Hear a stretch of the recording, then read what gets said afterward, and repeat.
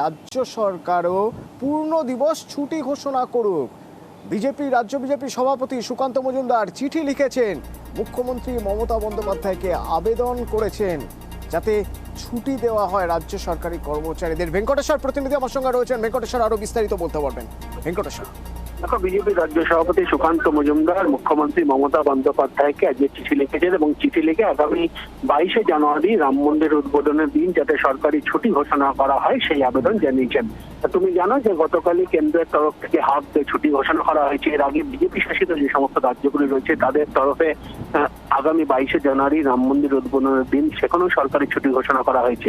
এবার পশ্চিমবঙ্গ সরকারও যাতে 22শে জানুয়ারি ছুটি ঘোষণা করে যাতে রাম মন্দির উদ্বোধন এবং রামলালার যে মূর্তি প্রতিষ্ঠা সেটা যেন সাক্ষী থাকতে পারেন বাংলার মানুষ, সেই আর্জি জানিয়েই সুকান্ত মজুমদার তিনি মুখ্যমন্ত্রী মমতা বন্দ্যোপাধ্যায়কে চিঠি লিখেছেন এবং চিঠি লিখে যাতে আগামী সোমবার 22শে জানুয়ারি এ রাজ্যেও ছুটি দেওয়া হয় সেই আর্জি জানিয়েছেন রাজ্য সভাপতি।